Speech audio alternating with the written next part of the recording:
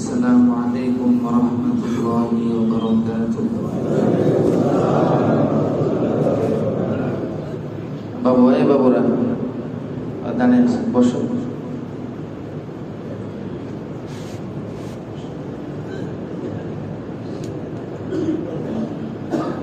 যারা এশার ফরজ নামাজ এখনো পড়েনি, তারা ফরজ নামাজ পড়েনি, আমরা জামাতের সাথে নামাজ পড়বো ইনশাআল্লাহ।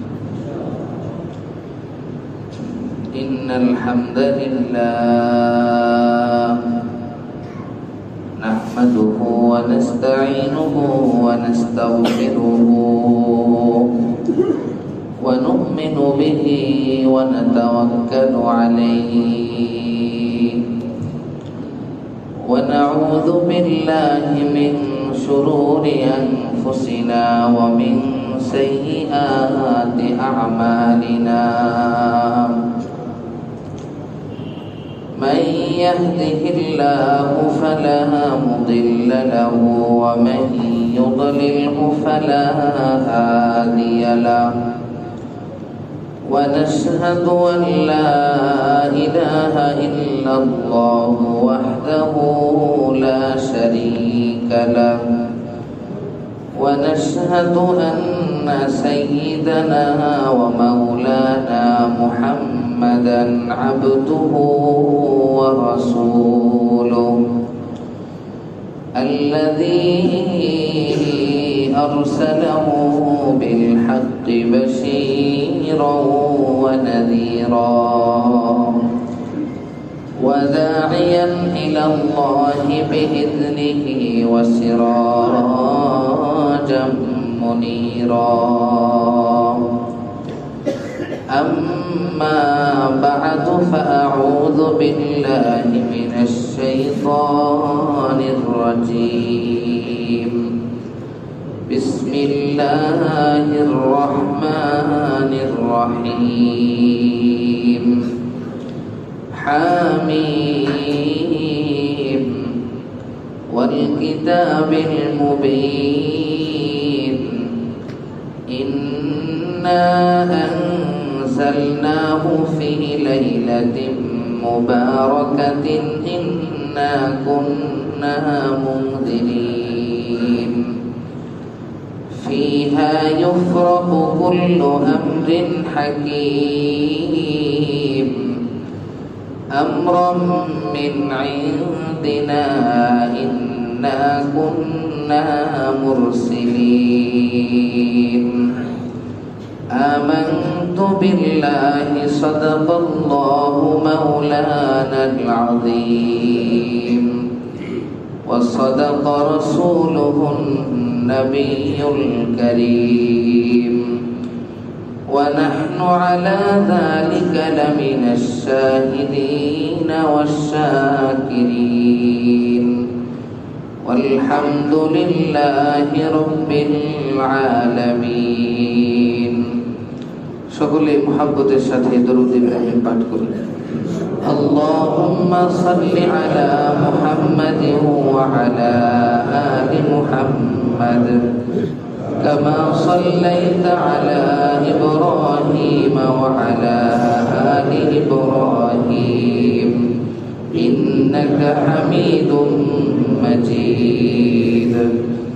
اللهم بارك على محمد وعلى آل محمد كما باركت على إبراهيم وعلى آل إبراهيم إنك حميد مجيد. আলহামদুলিল্লাহ, আল্লাহ রব্বুল আলামিনের দরবারে শুকরিয়া আদায় করি যে মহান রব্বুল আলামিন আজকে মহান একটি রজনীতে, বরকতপূর্ণ একটি রজনীতে, শ্রেষ্ঠত্ব সম্পন্ন একটি রজনীতে আল্লাহ রব্বুল আলামিন আমাদেরকে একত্রিত হবার তৌফিক দান করেছেন। সেজন্য সকলেই শুকরিয়া আদায় করি, বলি আলহামদুলিল্লাহ। আরেকবার শুকরিয়া আদায় করি যিনি আমাদেরকে আজকে ইশার নামাজ জামাতের সঙ্গে আদায় করার তৌফিক দান করেছেন। সকলেই বলি আলহামদুলিল্লাহ। সম্মানিত মুসল্লিয়ানে কেরাম, পবিত্র কালামুল্লাহ শরীফ থেকে সূরাতুদ দুখানের কিছু আয়াত তেলাওয়াত করেছি। সূরাতুদ দুখানের মধ্যে আল্লাহ রাব্বুল আলামিন স্পষ্ট বলেছেন হামিম। আসলে হামিম, আলিফ লাম মিম এগুলোর অর্থ কেউ জানে না, এটা আল্লাহ ভালো জানে। ওয়াল কিতাবিল মুবিন, স্পষ্ট কিতাবের শপথ। আল্লাহ তাআলা কুরআনুল কারীমের শপথ করে কথা বলছেন। কিসের শপথ করে? কুরআনুল কারীমের শপথ করে আল্লাহ তাআলা বলতেছেন ইন্না আনজালনাহু ফি লাইলাতিন মুবারাকাহ ইন্না কুন্না মুনদিরিন। নিশ্চয় আমি কুরআনুল কারীমকে বরকতপূর্ণ রজনীতে নাজিল করেছি। কোন রাত্রিতে? বরকতপূর্ণ একটি রজনীতে নাজিল করেছি। এই আয়াতের ব্যাখ্যায় আল্লামা ইকরিমা রাহমাতুল্লাহি আলাইহি তিনি বলেছেন, এই বরকতপূর্ণ রজনী দ্বারা উদ্দেশ্য হলো শবে বরাতের রাত্রি, আজকের রাত্রি। সেই হিসাবে আল্লামা ইকরিমা রাহমাতুল্লাহি আলাইহির কথা অনুযায়ী পবিত্র কালামুল্লাহ শরীফ শবে বরাতে নাজিল হয়েছে। অন্যান্য উলামায়ে কেরামের মতে শবে বরাত না, শবে কদরে। কোন রাত্রিতে? শবে কদরে। তবে দুটারই ব্যাখ্যা আছে। শবে বরাতকে একদম ফেলে দেওয়া যাবে না। হয়তো আল্লাহ তাআলা আরশে আজিম থেকে লাওহে মাহফুজে শবে বরাতে নাজিল করেছেন, আর লাওহে মাহফুজ থেকে দুনিয়াতে নাজিল করেছেন শবে কদরের রাত্রিতে। এজন্য শবে বরাতের রাত্রিটাও কি না কম গুরুত্বপূর্ণ নয়। ফিহা ইউফরাকু কুল্লু আমরিন হাকীম। আল্লাহ রাব্বুল আলামিন বলেন এই রাত্রিতে ইউফরাকু, প্রত্যেকটা জিনিসকে ভাগ ভাগ করে দেওয়া হয়।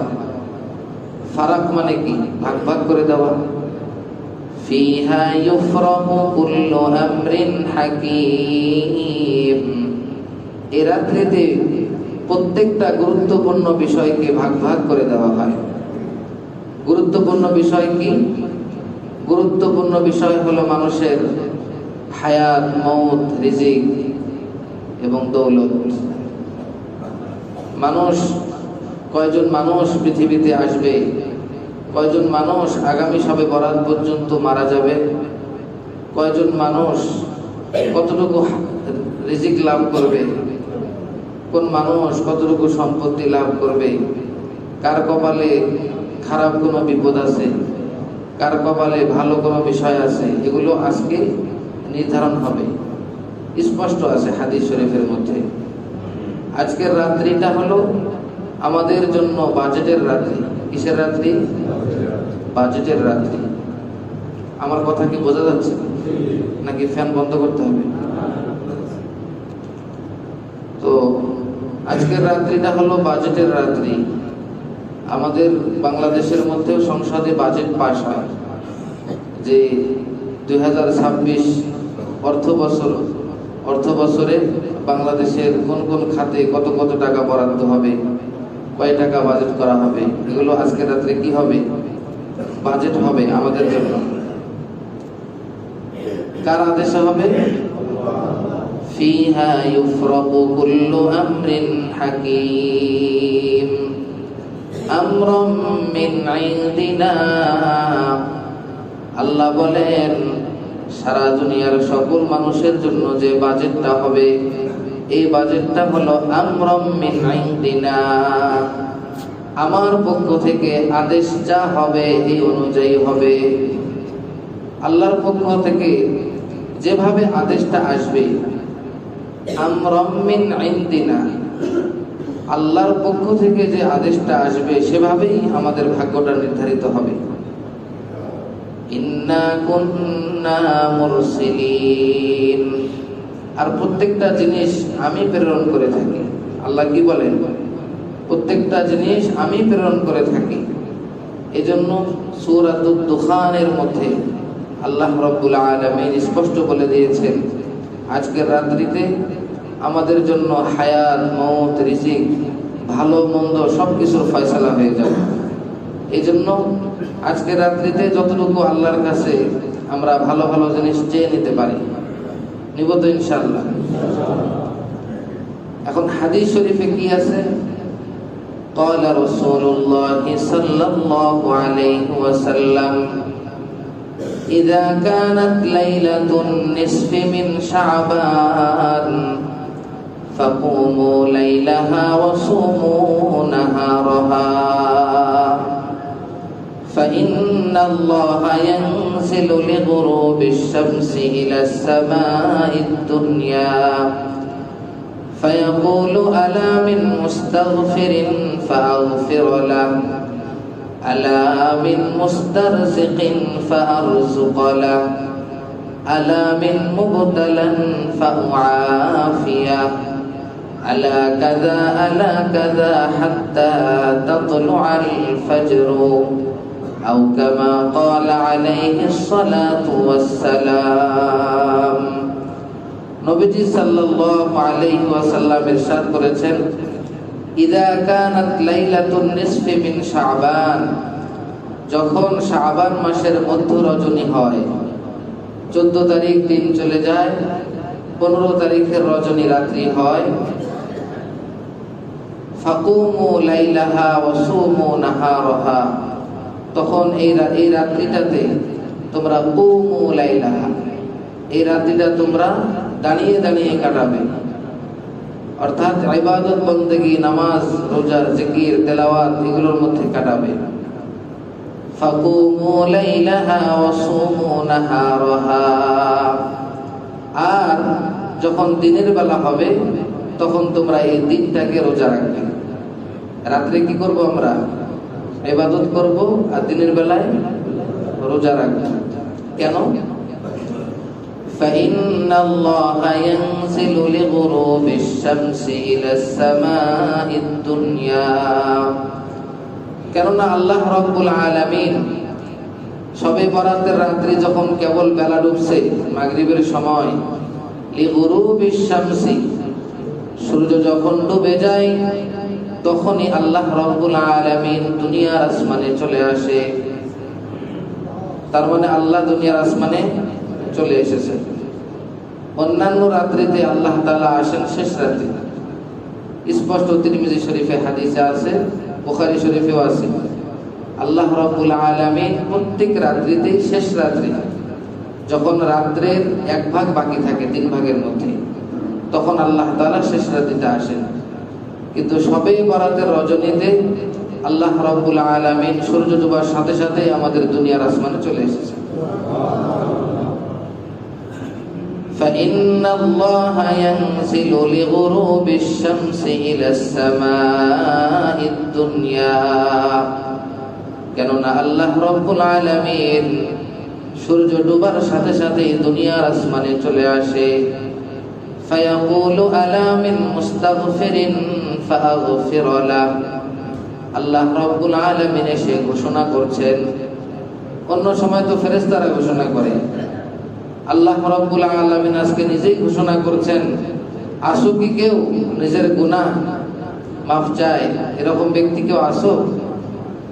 আলা মিন মুস্তাগফিরিন, এমন কোন ব্যক্তি কেউ কি আছে যে নিজের গুনাহ মাফ চায়? ফাআগফির লাহ, আমি তার গুনাহ ক্ষমা করে দিব। আলা মিন মুস্তারজিকিন ফাআরযুক লাহ, আসো কি কেউ সম্পদ চায়, রিজিক চায়, মাল ও দৌলত চাই, প্রয়োজন পূরণের জন্য প্রয়োজনীয় সামানপত্র চাই, ফাআরযুক লাহ, আমি তার রিজিক দান করব। আলা মিন মুবতালান ফাউআফিয়া, আসো কি কেউ বিপদগ্রস্ত ব্যক্তি, আমার কাছে বিপদ থেকে মুক্তি হওয়ার জন্য দোয়া করবে, আমি তাকে বিপদ থেকে উদ্ধার করব। আলা কাযা, হাদিসে আছে আলা কাযা, আসো কি কেউ এই প্রয়োজনে চায়, আসো কি কেউ এই প্রয়োজন চায়, আসো কি কেউ এই প্রয়োজন চায়।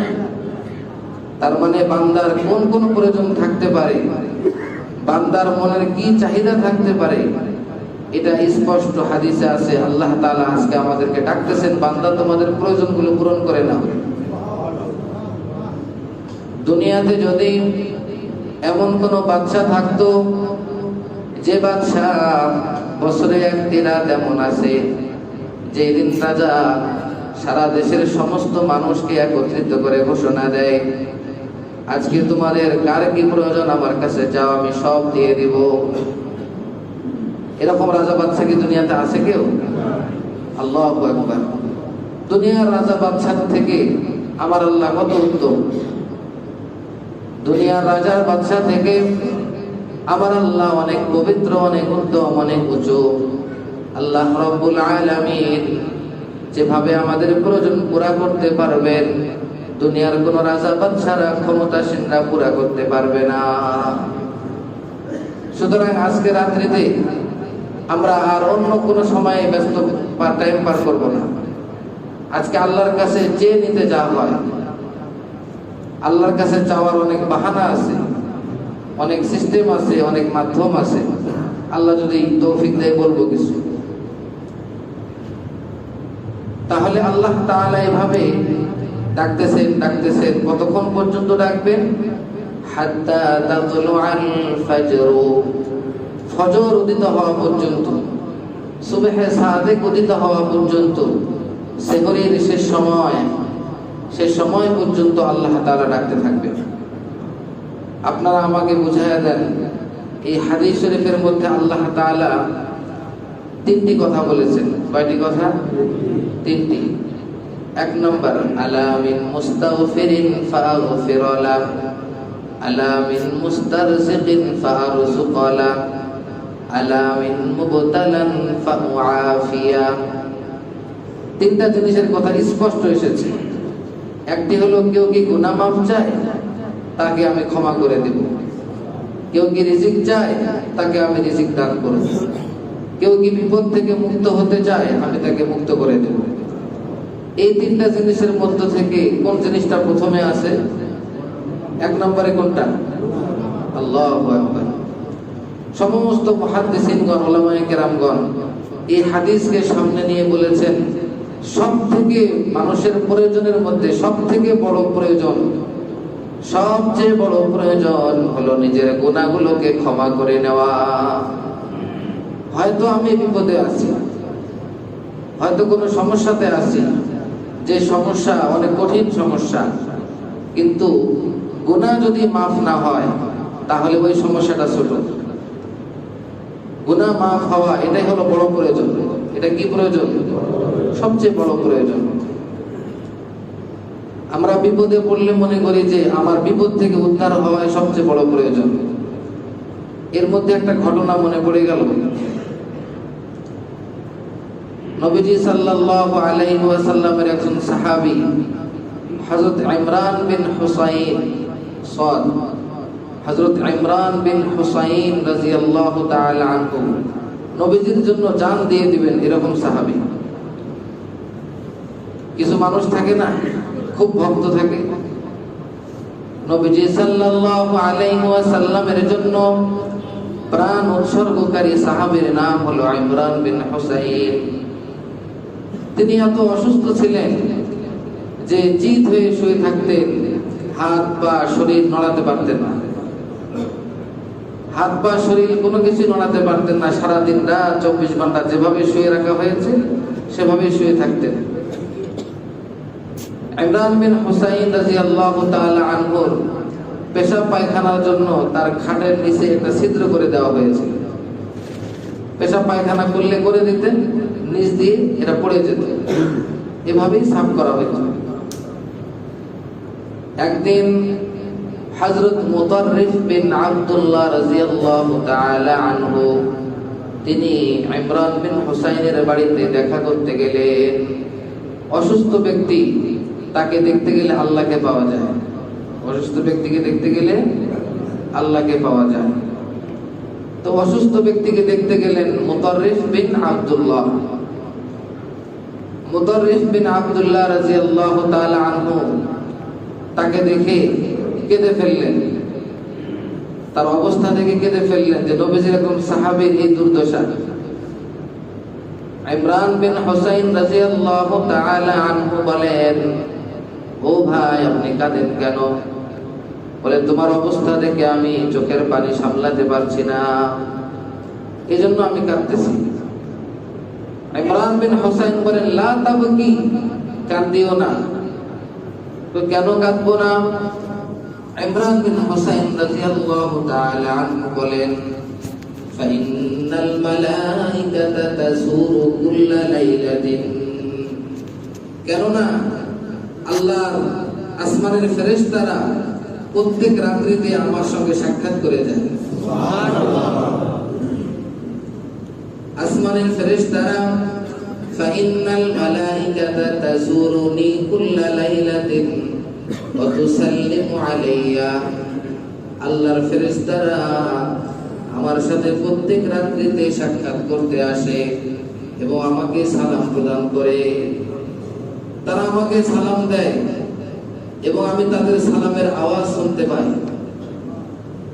অতএব আল্লাহ রাব্বুল আলামিন আমাকে যে অবস্থায় রেখেছে, এই অবস্থায় আমি খুশি থাকার কারণে দুনিয়াতে থাকা অবস্থায় আমি ফেরেশতাদের সাক্ষাৎ লাভ করতে পেরেছি। এজন্য যে যত বড় বিপদে আছি, এই বিপদকে যদি আমি মনে করি যে আল্লাহ তাআলা আমাকে এই বিপদ দিয়েছেন, আল্লাহ যেহেতু ফয়সালা করেছেন আমি এটার প্রতি খুশি, আল্লাহ যেহেতু ফয়সালা করেছেন আমি এর প্রতি খুশি, এই হাদিসের এটাই ব্যাখ্যা। ইমরান বিন হুসাইন যেহেতু আল্লাহর দেওয়া এই বালা মুসিবত পেয়ে খুশি ছিলেন, এই জন্য আল্লাহ তাআলা দুনিয়াতেই তাকে ফেরেশতাদের সালাম প্রদান করাইয়েছেন। কথা কি বুঝে আসছে ভাই? এই জন্য আলামিন মুস্তারজিকিন ফারজুকালা আলামিন মুবতালান ফাহুআফিয়া, আমি যদি কোনো বিপদে থাকি তো এটা তো অবশ্যই আমার কাছে অনেক বড় একটা প্রয়োজন বিপদ থেকে মুক্তি লাভ করা, কিন্তু এর থেকেও অনেক বড় বেশি প্রয়োজন হলো আমার জীবনের গুনাহগুলো ক্ষমা হলো কিনা, এটা আরো কি বেশি প্রয়োজন। এজন্য আমাদেরকে পবিত্র কালামুল্লাহ শরীফের একটি হাদিস আপনাদেরকে বললাম, তাই না? আচ্ছা, আরেকটি হাদিস বলি। قال رسول الله صلى الله عليه وسلم إن الله لا يطلع على العباد في هذه الليلة, আল্লাহ রাব্বুল আলামিন এই রাত্রিতে বান্দাদের প্রতি দৃষ্টিপাত করেন, মনোযোগী হন, বান্দাদের দিকে মনোযোগী হন, বান্দাদের দিকে দৃষ্টিপাত করেন। কেন দৃষ্টিপাত করেন? ফায়াগফিরু লিজামি'i খালকিহি ইল্লা লিমুশরিকিন আও মুশাহিদিন, আল্লাহ রাব্বুল আলামিন বান্দাদেরকে ফায়াগফিরু লিজামি'i খালকিহি, আল্লাহর সমস্ত মাখলুককে আল্লাহ তাআলা maaf করে দেন। শুধুমাত্র দুইটা অপরাধী ব্যক্তিকে মাফ করে না, একটা হলো মুশরিক আর একটা কি হিংসা বিদ্বেষ পোষণকারী। শিরিক যার ভিতরে আছে, আল্লাহকে যে মানে না, আর একটা হলো আরেকজন মুমিন হয়ে আরেকজন মুমিনের প্রতি হিংসা বিদ্বেষ লালনকারী। তাহলে আল্লাহ রাব্বুল আলামিন আজকে যেহেতু ব্যাপক ক্ষমা, সাধারণ ক্ষমার রাত্রি আজকে, আমরা ইনশাআল্লাহ সকলেই ক্ষমা পাবো। কিন্তু যদি আমাদের ভিতরে শিরিক থাকে, আমরা যদি দিলে দিলে বিশ্বাস করি আমার এই ব্যবসা না হলে আমাকে রিজিক দেবে কে, আমি যদি নামাজ পালন করি এই জন্য যে পাশের দোকানদার আমাকে কি বলবে, নামাজটা পড়ে আসি, তাহলে কিন্তু আপনি শিরিক করলেন, মানুষ দেখানো নামাজ পড়লেন, ঠিক না? দোকানদার দোকানের উপর, বাসাওয়ালা বাড়িওয়ালা বাড়ির উপর তার দৃষ্টি রেখেছে যে এই বাড়ি আমাকে রিজিক দেয়, এগুলো হলো শিরিকের প্রকারভেদ। এই ধরনের শিরিক যদি আমার ভিতরে থাকে তাহলে আমি ক্ষমা পাবো না। আপনাকে এই বাড়ি রিজিক দেয় না, আপনাকে দোকান রিজিক দেয় না, দোকান কোনোদিন আপনাকে রিজিক দিতে পারে না। দোকান যতগুলো আল্লাহর দুনিয়ায় যতগুলো খাদ্য আছে, এই খাদ্যের একটি লোকমা কেন একটি দানাও বানাতে পারবে না। সারা পৃথিবীর মানুষ মিলেও রিজিকের একটি দানাও বানাতে পারবে না। এই জন্য আমাদের ঈমান আকীদা দুরস্ত করে নেই যে একমাত্র আল্লাহই রিজিক দাতা, আল্লাহই সৃষ্টিকর্তা, একমাত্র শ্রদ্ধা ভক্তি জানালে একমাত্র আল্লাহকেই জানাতে হবে। এভাবে আমার ঈমান আকীদাকে ঠিক করে নেই। আর কারোর সাথে যদি খারাপ আচরণ থাকে, আমি আজকে আমল করেছি, আমি চিন্তা ভাবনা করেছি কারোর সাথে আমার কোনো বনিবনাত খারাপ আছে নাকি, তার কাছে ফোন দিয়ে একটু কুশল বিনিময় করেছি। আমি হাদিসে বললাম আল্লাহ তাআলার এই ব্যাপক ক্ষমা লাভ করবে কারা? শুধু হিংসা বিদ্বেষ থেকে মুক্ত এমন হলে চলবে না, পিতামাতার নাফরমান সন্তানও ক্ষমা পাবে না, পিতামাতার নাফরমান সন্তানও ক্ষমা পাবে না। এর পাশাপাশি একজন মুসলমান হয়ে আর এক মুসলমানের যারা ক্ষতি সাধনকারী, মানুষের সম্পদ আত্মসাৎকারী, মানুষ ঋণ পায়, এই বান্দার বহুদিন ধরে তার কাছে পাওনা আছে, কিন্তু সে টাকা দেয় না, সে জুলুম করতেছে, তালবাহানা করতেছে, দিনের পর দিন বছরের পর বছর একজনের কাছে জমি বিক্রি করেছে, কিন্তু আজ পর্যন্ত লিখে দেয় না। এরকম তালবাহানা আছে না? এমনই ভাবে অনেক সম্পদশালী ব্যক্তি মানুষ সম্পদ পায়, দিতে চায় না। এই ধরনের বান্দার প্রতি জুলুমের কোনো অপরাধ থাকলে আল্লাহ তাআলা এই জালেমকেও ক্ষমা করবে না। এরকম ৫-৭টা আমি জিনিস দেখলাম সেখানে। এই জন্য আমি এই হাদিস অনুসারে এক জায়গায় ফোন করেছিলাম, দেখি যে না আমার প্রতি ভালো ধারণায় আছে, আলহামদুলিল্লাহ। তো যাই হোক, নবীজি সাল্লাল্লাহু আলাইহি ওয়াসাল্লাম অপর এক হাদিস ইরশাদ করেছেন, যে হাদিসটা ৮ জন সাহাবী থেকে বর্ণিত। কয়জন সাহাবী? ৮ জন সাহাবী থেকে বর্ণিত। নবীজি সাল্লাল্লাহু আলাইহি ওয়াসাল্লাম ইরশাদ করেছেন, ফায়াগফিরু লিআকসারা আদাদা গনামি কালবিন।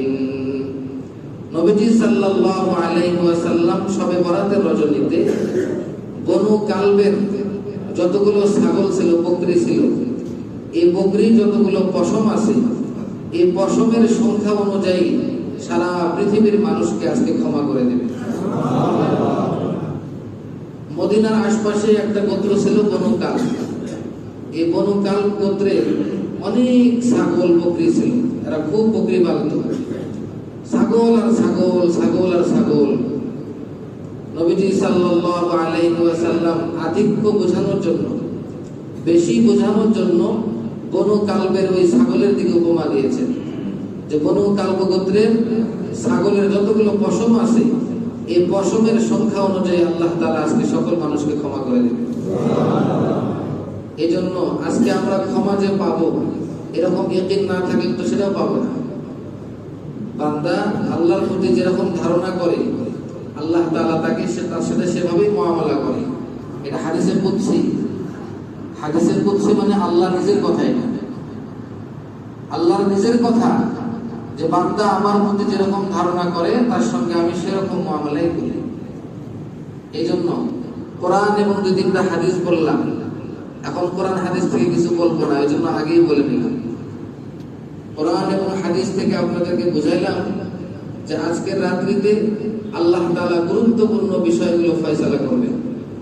আল্লাহ রাব্বুল আলামিন এই রাত্রির সূচনাতেই দুনিয়ার আসমানে চলে এসেছেন মানুষকে ক্ষমা করার জন্য, মানুষকে রিজিক দেওয়ার জন্য, মানুষের বিপদকে দূর করার জন্য। আল্লাহ রাব্বুল আলামিন শিরিককারী এবং হিংসা বিদ্বেষকারী ব্যতীত দুনিয়ার সকল মানুষকে ক্ষমা করে দেবেন। সকল মানুষকে ক্ষমা করে দেবেন। এই মানুষের সংখ্যা কতটুকু? এই মানুষগুলো যদি বনু কাল গোত্রের বকরির পশমের পরিমাণও যদি মানুষ হয়, এতগুলো মানুষকেও আল্লাহ তাআলা ক্ষমা করে দেবেন। বাস, কোরআন হাদিস থেকে এতটুকুই বললাম। এখন কোরআন হাদিসের বাহিরে যাবো একটু। কোরআন হাদিসের বাহিরে এই জন্যই যাব, আল্লাহু আকবার। কোরআন এবং হাদিসে কিছু ঘটনা আছে না? কোরআন এবং হাদিসে কি আছে? কিছু ঘটনা আছে। আল্লাহ তাআলাও, তিনি আল্লাহ তাআলা নিজে কিন্তু কি খালেক মালিক, পুরা দুনিয়ার সৃষ্টিকর্তা। তারপরেও তিনি মানুষ নিয়ে, পিঁপড়া নিয়ে, হাতি নিয়ে সূরা নাযিল করেছেন না? তার মানে ঘটনার মধ্যে কিছু শিক্ষণীয় বিষয় থাকে।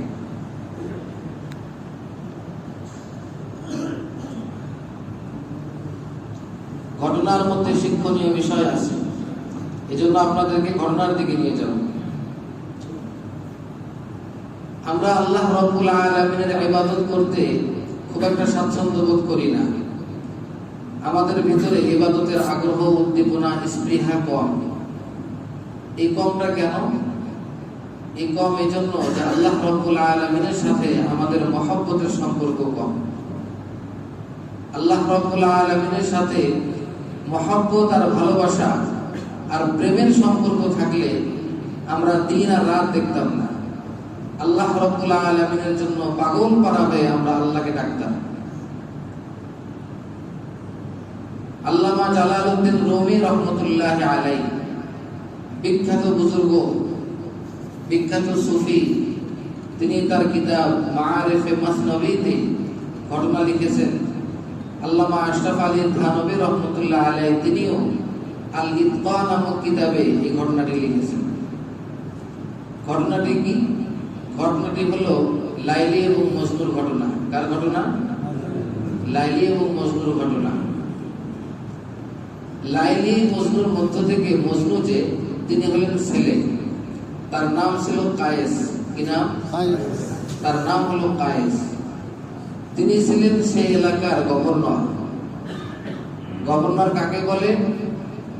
যে পুরো একটা এলাকার যিনি শাসক থাকেন, সেই শাসকের প্রতিনিধি হিসাবে বিভিন্ন অঞ্চলে অঞ্চলে গভর্নর পাঠানো হয়। এক এক গভর্নর এক একটি অঞ্চলে গিয়ে সেই অঞ্চলটা শাসন করে। এরকম কায়েস ছিলেন শিক্ষিত, কায়েস ছিলেন আভিজাত ফ্যামিলির একটা সন্তান, কায়েস ছিলেন গভর্নর, শিক্ষা দীক্ষায় অনেক উন্নত। কিন্তু কায়েসের অন্তরের মধ্যে লাইলির প্রেম জুগেছে। কার প্রেম? লাইলির প্রেম জুগেছে। যার কারণে কায়েস যে গভর্নর, এই গভর্নরের কথা সে ভুলে গেছে। কায়েসের খাবারের কোনো খোঁজ নাই, কায়েসের ঘুমের কোনো খোঁজ নাই, খবর নাই, কায়েসের পোশাক পরিচ্ছদের কোনো খবর নাই। কায়েস খালি রাস্তার মধ্যে অলিতে গলিতে লাইলার বাড়ির সামনে এসে ঘুরতে থাকে। লাইলার বাড়ির সামনে শুধু ঘোরাফেরা করতে থাকে। এই কায়েসের নাম মজনু। যেহেতু পাগল হয়ে গেছে সে, তো পাগলের আরবি হলো মজনু। পাগলের আরবি কি? মজনুন, সংক্ষেপে মজনু বলে। এখন এর নাম সকলে পাগল রেখেছে। আগে ছিল গভর্নর, তার সামনে কথা বলার সাহস কারো ছিল না। কিন্তু তার ভিতরে এখন, তার দিলের ভিতরে এখন অন্য একটা প্রেম খেলা খেলছে, যার কারণে তার শরীরের দিকে তাকানোর কোনো সময় নাই। মানুষ কে কি বললো, দিন কিংবা রাত, ছোট নাকি বড়, কে কি বললো, এগুলো তার কানেই ঢোকে না। সে শুধু রাস্তার মধ্যে ঘোরাফেরা করে। সে লাইলার বাড়িতে প্রবেশ করতে পারে না বিধায় লাইলার বাড়ির দরজাতে, লাইলার বাড়ির দেওয়ালগুলাতে চুমা খাইতে থাকে। চুমা খাইতে থাকে, দরজায় চুমু দেয়, দেওয়ালে চুমু দেয়, জানালাতে চুমু দেয়। তখন মজনুকে বলে, কিরে মজনু, এভাবে তুমি দরজা জানলায় চুমু দাও কেন? মজনু তো শিক্ষিত ছিল। মজনু তখন কি বলে? আমরু আলা দিয়ারি দিয়ার লাইলা উকাব্বিলু দাল জিদার ওয়া মাল জিদার।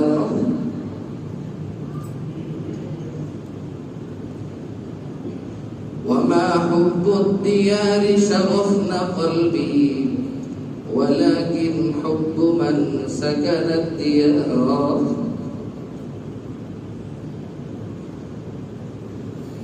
أمر على الديار ديار ليلى আমি লাইলার বাড়ির আশেপাশে ঘুরতে থাকি।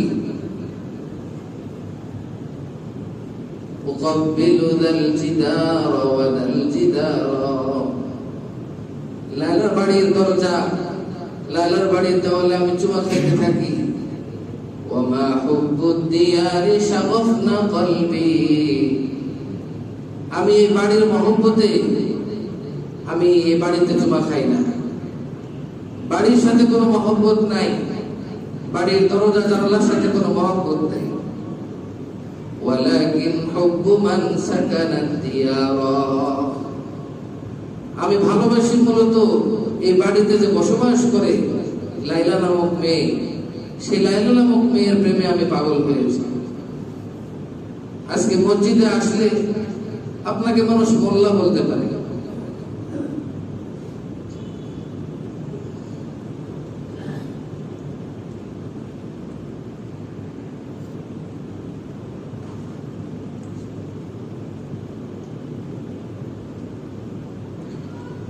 মসজিদে আসলে পরিবার সমাজ বলবে যে এখন সে অসামাজিক হয়ে গেছে। শিক্ষিত মানুষ যদি দাঁড়িয়ে রাখে খারাপ দেখা যায়, মসজিদে ঘন ঘন আসলে খারাপ দেখা যায়। আরে মানুষ কি বললো বলুক না, সমাজ কি বলে বলুক না, আল্লাহ রব্বুল আলামিন কি বলে সেটা তুমি দেখো। মসজিদে বারবার আসে, মসজিদে সিজদা করতে থাকে। মজনু কি করতো? মজনু সারাদিন শুধু লাইলা লাইলা লাইলা লাইলা লাইলা লাইলা চলতে থাকে। মজনু লাইলার বাবা যখন কারফিউ জারি করলো যে বাড়ির আশপাশে এই মজনু যেন না আসতে পারে, মজনু আসলে মজনুকে মারা হবে, তখন মজনু নদীর কিনারে চলে যায়। নদীর কিনারে গিয়ে বালুর মধ্যে শুধু লাইলা লাইলা লেখে, মাটিতে লেখে লাইলা, আর মুখের মধ্যে লাইলার জিকির। আল্লামা জালালউদ্দিন রুমি রহমাতুল্লাহ আলাইহি এই ঘটনাটা লিখেছেন কেন? যে দুনিয়ার মানুষ একটা মানুষের প্রতি পাগল হলে যদি তার এরকম অবস্থা হয়, তাহলে মানুষ তোমাকে সৃষ্টি করলো কে? সে আল্লাহ রাব্বুল আলামিনের প্রেমে তুমি এতটুকু ভালোবাসা দেখাতে পারো না?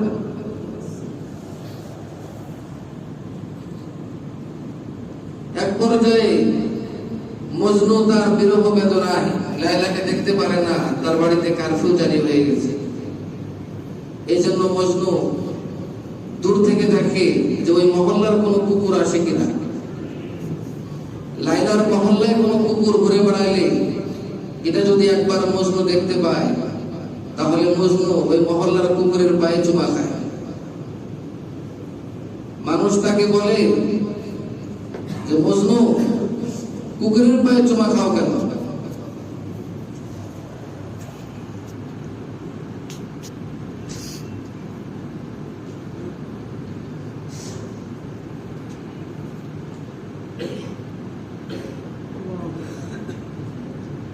মানুষ বলে মজনুকে, মজনু কুকুরের পায়ে চুমা খাও কেন? তখন মজনু বলে, পায়ে সাগ পুসিদা মজনু খলকে পুরসি নিচে বোদ গুফতহি সাগ গাহে গাহে কোহে লাইলা রফতাবুদ। তখন মজনু উত্তর দেয় যে পায়ে সাগ পুসিদা মজনু খলকে পুরসি নিচে বোদ। আরে মজনু কুকুরের পায়ে চুমা খায়, আর সারা দুনিয়ার মানুষ বলে মজনু এটা কি করলো? মজনু কুকুরের পায়ে চুমা দেয়। গুফতহি সাগ গাহে গাহে কোহে লাইলা রফতাবু। এই কুকুরকে আমি এজন্য চুমা খাই যে এই কুকুর লাইলার রাস্তা দিয়ে সবসময় যাতায়াত করে। যে গলিতে লাইলা চলাফেরা করে ওই গলিতে কুকুরটা চলাফেরা করে। আমরা তো মসজিদের মানুষদেরকে ভালোবাসি, যারা মসজিদে থাকে, মসজিদ আবাদ করে, আমরা তো তাদেরকে ভালোবাসি না। নিজেরা তো মসজিদে কম আসি, পাশাপাশি যারা হয়তো আল্লাহ তাদেরকে মসজিদে রাখে, মসজিদে যাওয়া আসা করে, তাদেরকে হয়তো আমরা এরকম ভালোবাসতে পারি না। কিন্তু আল্লামা জালালউদ্দিন রুমি রহমাতুল্লাহ আলাইহি একজন সুফি, সারা পৃথিবীর একজন আরিফ বিল্লাহ, যাকে ফলো করে আল্লাহওয়ালারা আল্লাহওয়ালা হয়। যে প্রেম কবিতা বলে আল্লাহকে পাওয়া যায়, এই প্রেম কবিতা তো নাজায়েজ না। যে প্রেমের মাধ্যমে আল্লাহর প্রেম শেখা যায়, তো সেই প্রেম তো বলবোই আমরা। গুফতে সাগ গুফতে ইসাক গাহে গাহে কোহে লাইলা রফতাবু। একবার হলো কি, লাইলার ভিতরে আর সহ্য হইতেছে না। মজনু তো বিতাড়িত এলাকা থেকে, সে দূরে দূরে গিয়া পাগলার মতো ঘুরে, সে পাগল। কিন্তু লাইলার ভিতরে তো প্রেম আছে যে আমার জন্য একটা ছেলে পাগল হয়ে গেছে। এই জন্য লাইলা তার বাবাকে বলে অনুমতি নিল, বাবা আমি একটু এলাকার গরিব মিসকিনকে আমি একটু কিছু দান খয়রাত করি, আপনি একটু ঘোষণা দেন যে এলাকার যত গরিব মিসকিন ফকির আছে তাদেরকে লাইলা কিছু দান খয়রাত করবে। লাইলার উদ্দেশ্য ছিল গরিব মিসকিনকে দান করা নয়। লাইলার উদ্দেশ্য ছিল এই গরিব মিসকিনরা যখন আসবে অবশ্যই এই খবরটা মজনুর কানেও যাবে, তখন মজনু সিরিয়াল ধরবে, এই ফাঁকে মজনুর সঙ্গে আমার সাক্ষাৎ হবে। তো বাবা যখন অনুমতি দিয়েছে তখন লাইলা ঘোষণা করে দিয়েছে যে অমুক তারিখে লাইলা ভিক্ষা দিবে, ফকির মিসকিনকে দান করবে। একদিন যায়, 2 দিন যায়, বিভিন্ন ফকির মিসকিন আসতেছে দান করতেছে, আসতেছে দান করতেছে। একদিন না 2 দিন পর মজনুর কানে খবর গেছে, কিরে তোর লাইলা না বাড়িতে দান করতেছে। মজনুর সাথে সাথে বুঝে আসছে তাহলে লাইলা এটা দানের জন্য না, লাইলা আমার সঙ্গে দেখা করার জন্য দান করতেছে। মজনু দৌড়ে এসে লাইন ধরেছে। ফকির মিসকিন এক একজন আসে, লাইলা নিজ হাতে তাকে দান করে, মানুষ দান নিয়ে চলে যায়। এক ফকির আসে, আরেকজন আসে, ভিক্ষুক আসে, দান করে। এভাবে আসতে আসতে যখন মজনু চলে আসলো তখন ব্যাপারটা উল্টা হয়ে গেল। ব্যাপারটা কিভাবে উল্টে গেল? তখন লাইলা আর দান করে না। লাইলা মজনুকে বলে, মজনু তোমার ঘাড়ের যে থলেটা আছে, ব্যাগটা আছে, ওটা দাও না। মজনু বলে, না দিব না। দীর্ঘক্ষণ যাবৎ লাইলা তার কাছ থেকে থলেটা চায়, কিন্তু মজনু এই ব্যাগ থলেটা দেয় না, এই থলে দেয় না। এক পর্যায়ে লাইলা তাকে দৌড়ে গিয়ে ধরে তার সঙ্গে মারামারি করে এই থলেটা কেড়ে নিয়েছে। যখন তার কাছ থেকে থলেটা কেড়ে নেওয়া শেষ তখন এই থলেটা নিয়ে মাটিতে ফিকে মারছে। যখন মাটিতে ফিকে মেরেছে থলের ভিতরে যা ছিল সব ভেঙে চুরমার হয়ে গেছে। অন্যান্য ফকিররা বলে, কিরে তোর কাছে চাইলো তুই আরামে দিয়ে দিতি, তুই ভিক্ষা তো পালি না, বরং তোর হাতের তোর কাঁধের যে থলেটা ছিল ভিক্ষার থলে, এই থলেটা তো নষ্ট হয়ে গেল, তো কোনো লাভ হলো না। তারা হাসতেছে। তখন মজনু বলে প্রেমিকদের মাঝে কি অবস্থা ঘটে তোমরা তো সেটা জানবে না। তখন মজনু তাদেরকে বলে যে আমার সঙ্গে লাইলার কি অবস্থা, তোদের মনের চাহিদা তো এক মুঠ ভিক্ষা, কিন্তু আমার মনের চাহিদা হলো স্বয়ং লাইলা। আমার মনের চাহিদা স্বয়ং লাইলা। মনের চাহিদার দিক থেকে তোরা কত ছোট, আর মনের চাহিদার দিক থেকে আমি কত বড়, অতএব আমার মনের চাহিদা তোরা তো সেটা বুঝতে পারবি না। এখানে মজনু তখন কবিতা আকারে বলেছিল, আশিকদের মাঝে ঝগড়া ফাসাদ মারামারি, এর ভিতরে রহস্য আশিকই ভালো বুঝে, অন্য কারো বোঝার ক্ষমতা নাই। এখানে সে ভিক্ষা দিতে ডেকে আমার কাছ থেকে থলে চাইতেছে, আর আমি তাকে থলে দিতেছি না। এর মাধ্যমে লাইলার সাথে আমার দীর্ঘক্ষণ কথাবার্তা হওয়ার সুযোগ লাভ হলো। দীর্ঘক্ষণ কি হলো? সে আমার কাছ থেকে থলে চায়, আমি তাকে থলে দিতেছি না। এভাবে তার সঙ্গে আমার দীর্ঘক্ষণ একটা কথাবার্তা হলো। এক পর্যায়ে যখন জুলুমের এক পর্যায়ে লাইলা যখন আমার কাছে দস্তাদস্তি করে, ঠেলাঠেলি করে, মারামারি করে আমার কাছ থেকে থলেটা নিয়ে নিল, তখন লাইলার শরীরের সঙ্গে আমার শরীরটা লাগার যে কি মজা, এই মজা তো তুই ফকির বুঝবি না। অতএব আল্লাহ রাব্বুল আলামিন যদি তার কোনো প্রেমিক বান্দাকে কোনো বিপদে ফেলে এই বিপদে ফেলার দ্বারা সে মাটিতে পড়ে গেল। আগে ছিল অনেক সম্মানে, এখন তার সম্মান নাই, এখন সে জমিনে পড়ে গেছে, এখন সে কান্নাকাটি করে। এর দ্বারা অন্য মানুষ বলে সে বিপদে পড়েছে। আল্লাহ বলে না, আমি তাকে বিপদে ফেলাই নাই, আমি তাকে বিপদে ফেলাই নাই। আমি গভীর রাত্রে আমার বান্দা আমার সঙ্গে জড়ে আমাকে ডাকে, বিপদে পড়ার কারণে তাহাজ্জুদের নামাজ পড়ে আমার কাছে এসে কান্নাকাটি করে, বান্দার নিকটবর্তী হয়ে যায়। ওয়ামা ইয়াযালু আবদি ইয়াতাকাররাবু ইলাইয়া বিন-নওয়াফিল হাত্তা উহিব্বাহু। বান্দা যখন নফল নামাজ বেশি বেশি পড়তে থাকে, নফল নামাজ এত বেশি পড়ে, হাদিসের মধ্যে আছে ইয়াতাকাররাবু ইলাইয়া, সে আমার নিকটবর্তী হতেই থাকে হতেই থাকে, হাত্তা উহিব্বাহু, এক পর্যায়ে বান্দাকে আমি ভালোবেসেই ফেলি।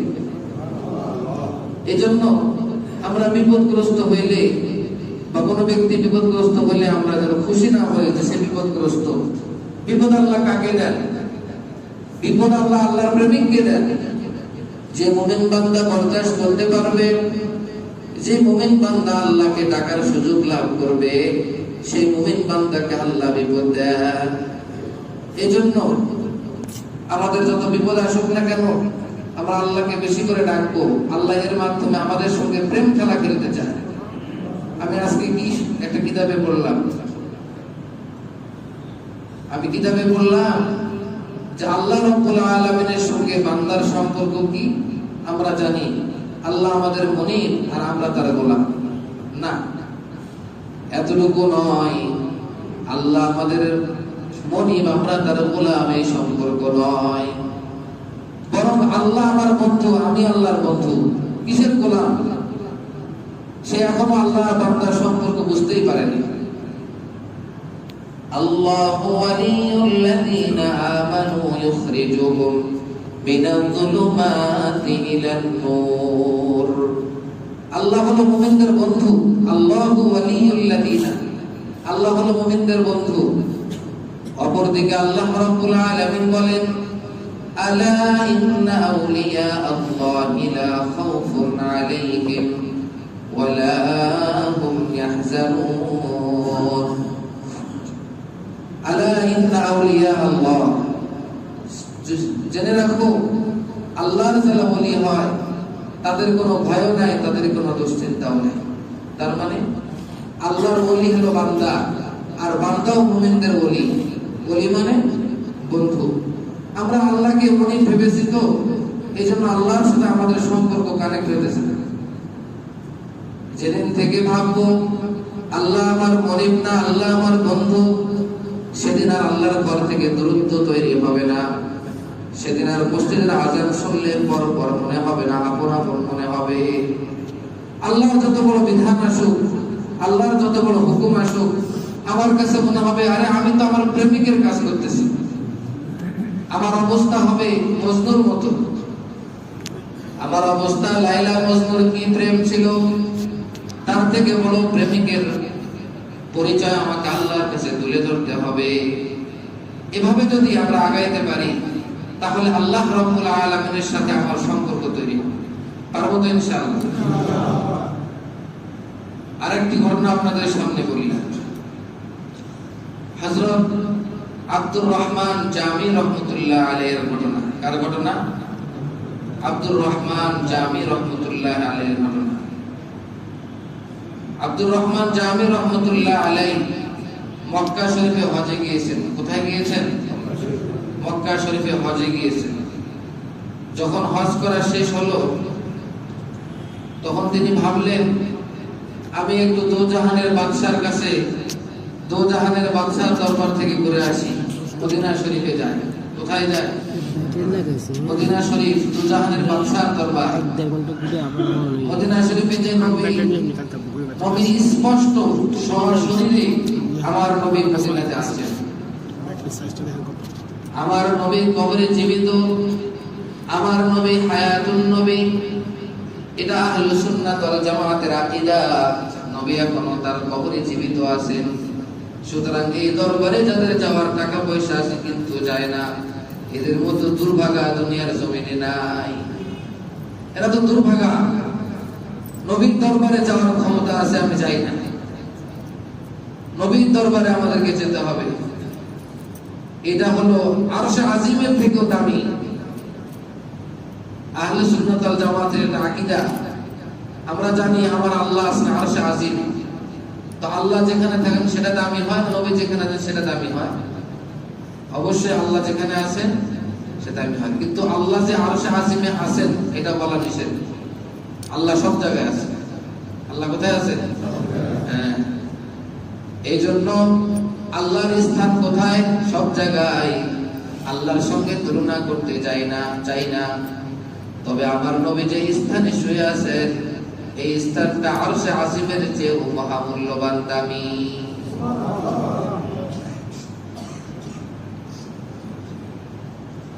আব্দুর রহমান জামি রহমতুল্লাহ আলাইহি মক্কা শরীফে হজ করে ভাবলেন দুজাহানের বাদশার দরবারে যাব।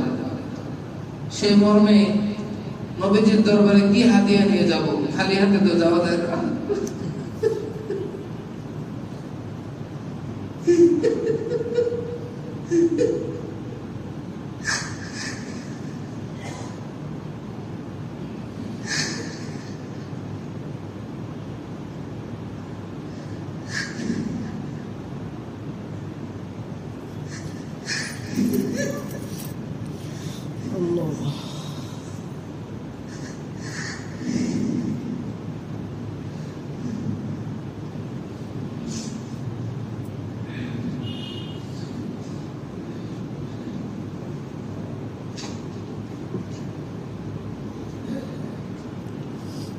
নবীজির দরবারে তো খালি হাতে যাওয়া যায় না।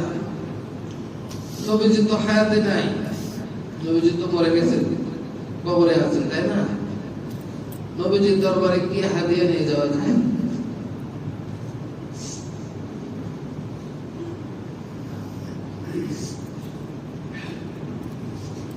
এই জন্য আব্দুর রহমান জামি রহমতুল্লাহ আলাইহি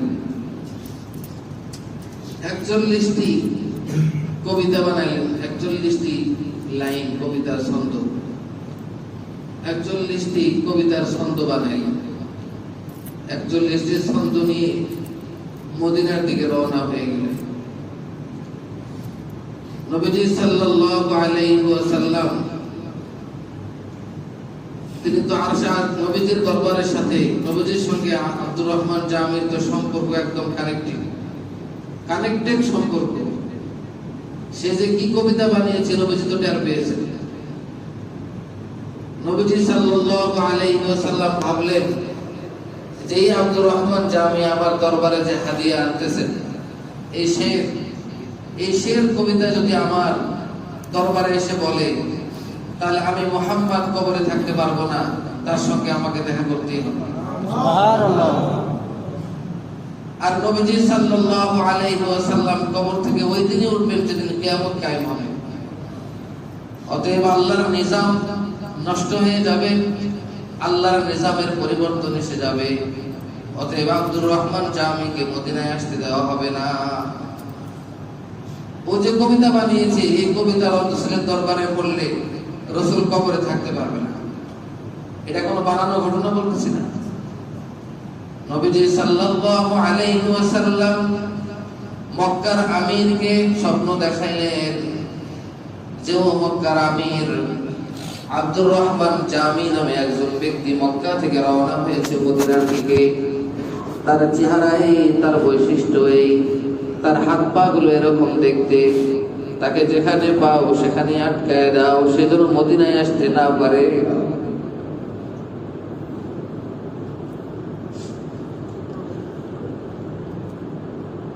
আব্দুর রহমান জামিকে চেনার জন্য যতগুলো আলামত দরকার ছিল নবীজি সাল্লাল্লাহু আলাইহি ওয়াসাল্লাম এই আলামতগুলো মক্কার আমিরকে স্বপ্নে বলে দিলেন। মক্কার আমির সাথে সাথেই সৈন্যবাহিনী পাঠালো চতুর্দিকে, দেখো মদিনার দিকে কোন কোন দল কাফেলা, কোন কোন ব্যক্তি রওনা হয়েছে, আটকাও। এভাবে তাকে খুঁজে পাওয়া গেল না। দ্বিতীয় দিন আবার স্বপ্ন দেখালেন নবীজি বলেন, হে মক্কার আমির আব্দুর রহমান জামি তো মক্কার দিকে চলে আসতেছে, তাকে তাড়াতাড়ি ধরো। কিন্তু তাকে খুঁজে পাওয়া যায় না। তৃতীয় দিন আবার স্বপ্ন দেখালো নবীজি যে তাকে দ্রুত ধরো। সে একটা কাফেলার উটের দুই পাশে দুটা বস্তা থাকে, একটা বস্তার মধ্যে সে ঢুকে, তাকে বস্তার মধ্যে বেঁধে দেওয়া হয়েছে। দেখুন, মক্কা থেকে মদিনা 450 কিলো বা 480 কিলো, যাই হোক, এত দূরের রাস্তা। আমাদের মতো মানুষ যদি সুন্দরবনের গদিতে বসেও যায়, এসি বাস, এসি মাইক্রো, তাতেও আমাদের বিরক্ত লাগে যাবে। কিন্তু রাসূলের যে আশিক, তার কাছে তো মনে হবে আমি তো আমার প্রেমাস্পদের কাছে যাচ্ছি। সুদীর্ঘ 450 মাইলের রাস্তা, সেটাও কোনো বাসের বা মাইক্রোর রাস্তা না, উটের চলা রাস্তা। হেঁটে হেঁটে হেঁটে হেঁটে হেঁটে উঠ যাবে, তা আবার বস্তার মধ্যে ঢুকায়া তাকে সে বলেছে আমাকে মুখটা বেঁধে দাও, যারা মানুষ মনে করে উটের পিঠে করে মাল নিয়ে যাওয়া হচ্ছে। নবীজি সাল্লাল্লাহু আলাইহি ওয়াসাল্লাম তৃতীয় দিন স্বপ্নে বলে দিলেন, ওই উটের পিঠে দুইটা বস্তা আছে, তার মধ্যে একদিকে আব্দুর রহমান জামি, বস্তার ভিতরে ঢুকায়া তাকে মুখ বন্ধ করে দেওয়া হয়েছে। সে রাসূলের দরবারে যাচ্ছে। তখন মক্কার আমির যে কোনো ভাবে, যে কোনো উট যাক, এই উটের বোঝাগুলো তল্লাশি করা শুরু করলো।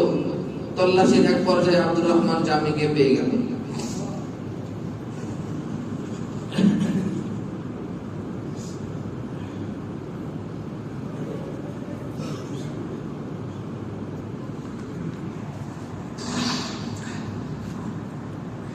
রহমতুল্লাহ আলাইহিকে পাওয়ার পরে মক্কার আমির তাকে বন্দী করে রাখল। আব্দুর রহমান জামি ছিলেন রাসূলের আশিক, প্রেমিক, আল্লাহ প্রেমিক আর রাসূল প্রেমিক। এদের ধর্ম আলাদা। এদের কি? এদের ধর্ম আলাদা। আপনি আমি যদি ধর্মের বাহিরে, দিনের বাহিরে কোনো কথা বলি, আমাকে শরীয়ত পাকড়াও করবে। কিন্তু যে আল্লাহর পাগল হয়, রাসূলের পাগল হয়, সে তার ধর্ম আলাদা। সে অনেক কিছুই বলতে পারে। বন্ধু বন্ধুকে কি বলবে, এখানে শরীয়ত চলবে না। এখানে কি চলবে না? শরীয়ত। এটা সবাই বুঝবে না। আব্দুর রহমান জামি রহমতুল্লাহ আলাইহিকে মক্কার আমির গ্রেফতার করেছে। গ্রেফতার করার পরে তাকে রেখে দিয়েছে। রাত্রিবেলায় সুযোগ পেয়ে আব্দুর রহমান জামি আবার সেখান থেকে পলায়ন করে আবার রওনা শুরু হয়েছে। তিনি তো একজন বুজুর্গ ছিলেন, তার তো উচিত না যে বাচ্চা আমাকে ধরেছে, যেতে মানা করেছে, আমি থাকবো। এটা তার জন্য উচিত ছিল, বুজুর্গ ব্যক্তির জন্য। কিন্তু আমি কি বললাম, আল্লাহর প্রেমিক আর আশিকদের ধর্ম আলাদা। কারণ আমি যে আল্লাহ রাসূলের আশিক, আমি আল্লাহ রাসূলের প্রেমিক। প্রেমিক প্রেমাস্পদকে পাওয়ার জন্য ব্যাকুল হয়ে যায়, পাগল হয়ে যায়। ধর্মের কোনো কাহিনী তার কাছে চলবে না। সে কিভাবে পারে রাসূলের দরবারে চলে যাবে? কারণ তার ভিতরে তো ব্যাকুলতা।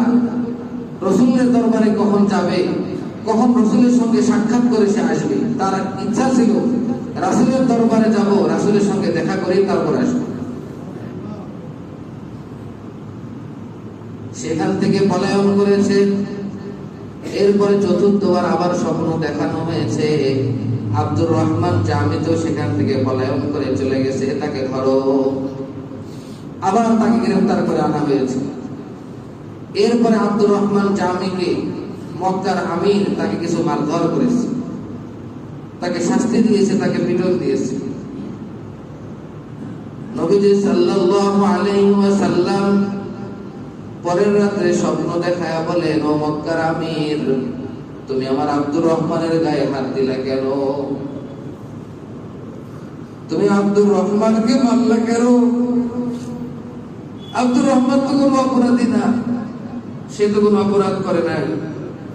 আব্দুর রহমান জামিকে মারলা কেন? আব্দুর রহমান জামি কোনো অপরাধ করে নাই তো, কিন্তু সে কিছু কবিতা বানিয়েছে।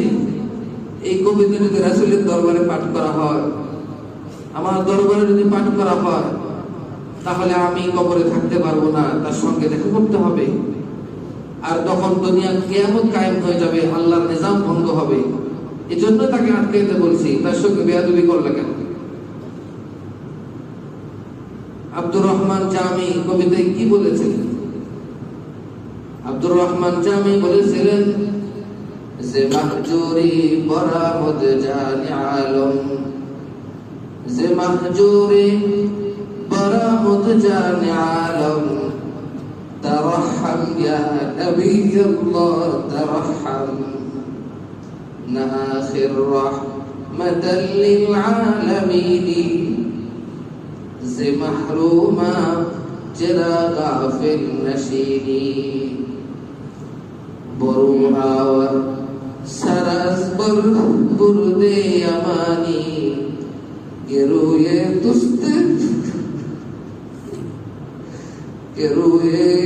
দুস্তে সুবহ জিন্দেগানি।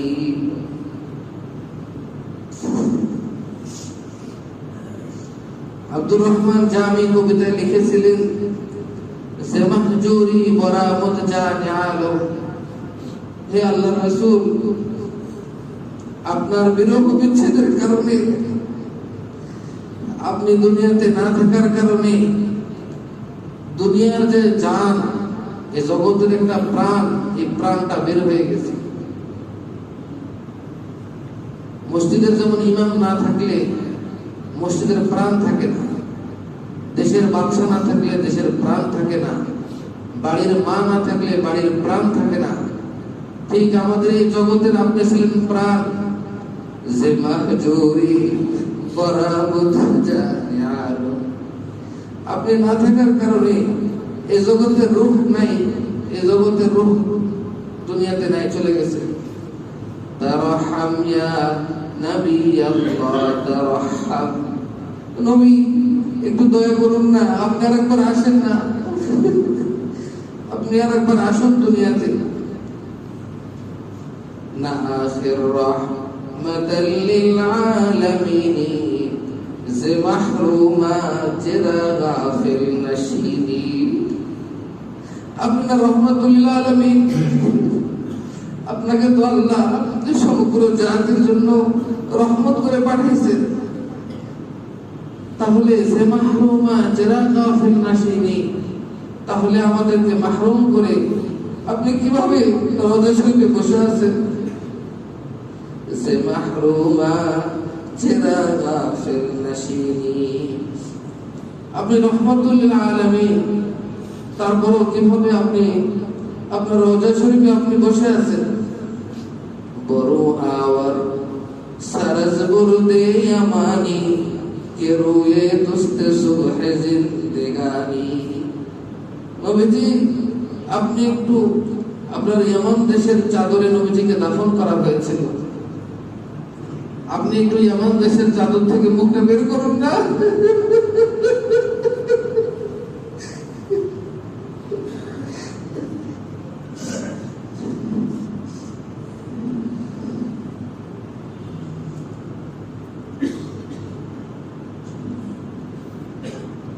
বড় আওয়ার সারাজ বুরদে আমানি,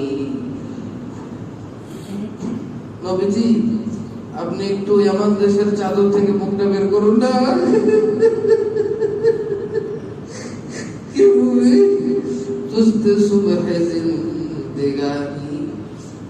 আপনার যদি চেহারাটা একটু দুনিয়াতে বের হয়ে আসে, তাহলে দুনিয়াতে আবার প্রভাত হবে, আবার সকাল হয়ে যাবে।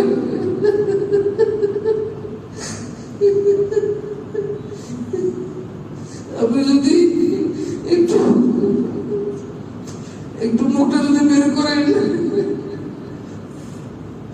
তাহলে এ দুনিয়াতে আবার সকাল হয়ে যাবে। তিনি কবিতায় লিখেছেন, নবীজি আপনি পছন্দ করতেন তায়েফের চামড়ার জুতা ব্যবহার করতে, আমি আপনাকে তায়েফের চামড়ার জুতা বানিয়ে দেব।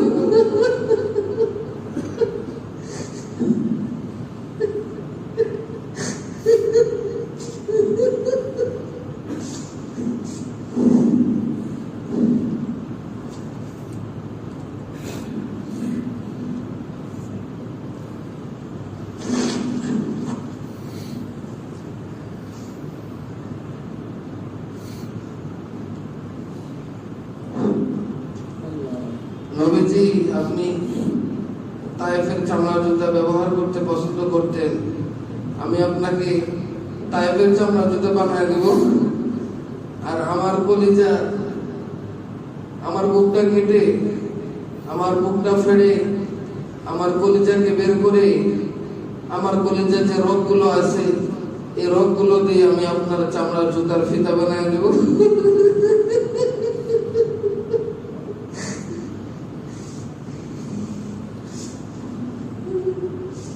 এভাবে নবীজি সাল্লাল্লাহু আলাইহি ওয়াসাল্লামকে ডাকতেছেন।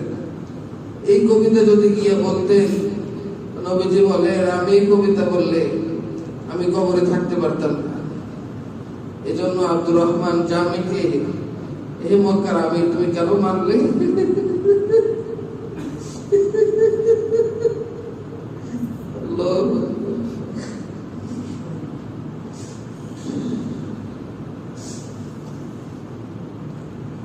এই জন্য আব্দুর রহমান জামি নবীজির আশিক না হলে আল্লাহকে তো পাওয়া যাবে না, আল্লাহর আশিক না হলে তো আল্লাহকে পাওয়া যাবে না।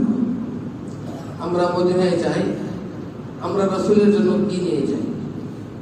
আমরা রাসূল সাল্লাল্লাহু আলাইহি ওয়াসাল্লামের জন্য কিছু নিয়ে যেতে পারি না। 8 দিন 10 দিন 12 দিন 15 দিন যতদিন থাকা হয় মদিনাতে গিয়ে আমরা মার্কেটে ঘুরি, কিন্তু আল্লাহওয়ালারা মসজিদে নববীতে, জান্নাতুল বাকিতে বা আশপাশে কোথাও বসে 1 খতম 2 খতম 3 খতম 5 খতম কোরআন তেলাওয়াত করে। আল্লামা মুফতি শাফি রহমতুল্লাহ আলাইহি, মুফতি তকি ওসমানী সাহেবের আব্বা, তিনি একবার মক্কা মদিনা জিয়ারত করে মদিনায় গিয়েছেন। তিনি যখন মদিনায় রাসূলের দরবারে জিয়ারত করতে যাবেন, তখন রাসূলের রওজার আশপাশে যেতে পারতেছেন না। তিনি একটা পিলারের পাশে ওখানে আস্তে করে দাঁড়িয়ে মুখ দিয়ে চোখ দিয়ে একটু চুপি সারে, মানুষ দেখে না, দেওয়ালে আড়াল হয়ে একটু দেখার চেষ্টা করে। মুফতি শফি রহমতুল্লাহ আলাইহি রাসূলের রওজায়, রাসূলের দরবারে গিয়ে জিয়ারত করতে পারতেছেন না, দূরে দাঁড়িয়ে আছেন। দূরে দাঁড়িয়ে তিনি একটা কবিতা বলতেছেন, শের বলতেছেন। फिर पेश नजर गुंबद खदरा है हरम है, फिर पेश नजर गुंबद खदरा है हरम है, ये उनका करम उनका करम उनका करम है। মুফতি শফি রহমতুল্লাহ আলাইহি বলেন, তাহলে আমি সবুজ গম্বুজের সামনে চলে এসেছি, মানে উনি আল্লাহর কাছে চাইতেন কবে সবুজ গম্বুজের কাছে যেতে পারি।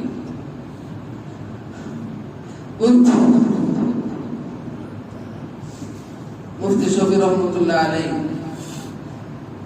সেখানে গিয়ে তিনি অবাক হয়ে গেছেন যে আমি সবুজ গম্বুজের কাছে চলে এসেছি, তা আমি নবীজির দরবারে কিভাবে যাব? আমি তো নবীজির এত বড় দরবারের উপযুক্ত না। মুফতি শফি রহমতুল্লাহ আলাইহির মতো ব্যক্তি বলতেছেন আমি নবীজির দরবারে উপযুক্ত না, আমি দরবারের কাছে যাব কি করে?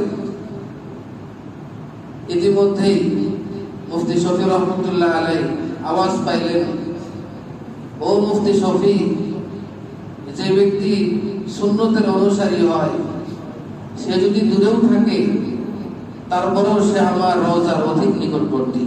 সুবহানাল্লাহ। এবং যে ব্যক্তি আমার সুন্নতের অনুসরণ করে না সে যদি আমার রওজার একদম গ্রিলের কাছে এসেও যায় তবুও সে আমার থেকে অনেক দূরে। মুফতি শফি রহমতুল্লাহ আলাইহি নবীজিকে ডাইরেক্ট দেখলেন না, নবীজির কণ্ঠ আল্লাহ তাআলা তাকে স্পষ্ট শুনাইয়া দিলেন। সুবহানাল্লাহ। মুফতি শফি রহমতুল্লাহ আলাইহির সঙ্গে নবীজির কি তাআল্লুক আর সম্পর্ক ছিল, কি পরিমাণ সম্পর্ক ছিল। এই জন্য নবীজির দরবারে হয়তো যেতে পারি না, অনেক মানুষ পারে না। এই জন্য আমাদের নবীজির সাথে আমাদের সম্পর্ক রাখার উপায় হলো নবীজির সুন্নতের অনুসরণ করা, নবীজির প্রতি বেশি বেশি দরুদ পাঠ করা। আল্লাহ রাব্বুল আলামিন বলেন, ইন্নাল্লাহা ওয়া মালাইকাতাহু ইউসাল্লুনা আলান নবী ইয়া আইয়ুহাল্লাযীনা আমানু সাল্লু আলাইহি ওয়া সাল্লিমু তাসলিমা। সাল্লাল্লাহু আলা মুহাম্মাদ সাল্লাল্লাহু আলাইহি ওয়া সাল্লাম। সাল্লাল্লাহু আলা মুহাম্মাদ সাল্লাল্লাহু আলাইহি ওয়া সাল্লাম। মদিনা মনের বাসনা, মদিনা প্রাণের যাচনা, মদিনা দুঃখের সান্ত্বনা, আশিকদের আপন ঠিকানা। সাল্লাল্লাহু আলা মুহাম্মাদ সাল্লাল্লাহু আলাইহি ওয়া সাল্লাম। সাল্লাল্লাহু আলা মুহাম্মাদ সাল্লাল্লাহু আলাইহি ওয়া সাল্লাম। আমাদের মনের বাসনা, যেতে চাই সোনার মদিনা। কোন পথে হইব রওয়ানা, বলেন গো শাহে মদিনা। সাল্লাল্লাহু আলা মুহাম্মাদ সাল্লাল্লাহু আলাইহি ওয়া সাল্লাম।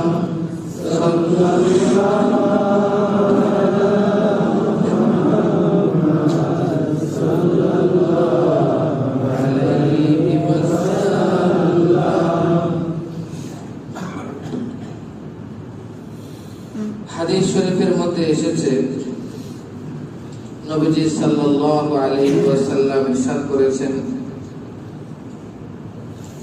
হযরত সাঈদ ইবনে জুবাইর, সাঈদ বিন উমাইর আল আনসারী রাদিয়াল্লাহু তাআলা আনহু থেকে বর্ণিত, নবীজি সাল্লাল্লাহু আলাইহি ওয়াসাল্লাম ইরশাদ করেছেন, মান সাল্লা আলাইয়া মিন উম্মতি মুখলিসান মিন কলবিহি সালাতান ওয়াহিদান সাল্লাল্লাহু আলাইহি আশরান ওয়া রাফা'a লাহু 10 দারাজাতিন ওয়া মাহা আনহু 10 সাইয়্যাতিন।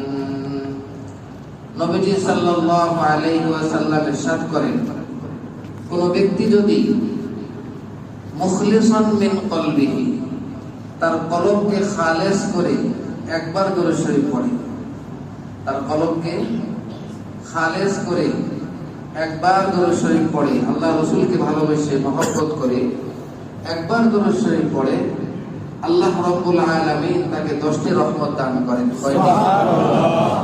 10টি রহমত দান করেন। ওয়া রাফা'a লাহু 10 দারাজাতিন, আল্লাহ রাব্বুল আলামিন তার 10টা দরজা মর্যাদা উন্নত করে দেন। সুবহানাল্লাহ। ওয়া মাহা আনহু 10 সাইয়্যাতিন, এবং ওই একটা বার দরুদ শরীফের ওসিলায় আল্লাহ রাব্বুল আলামিন তার জীবনের 10টা গুনাহ maaf করে দেন। সুবহানাল্লাহ।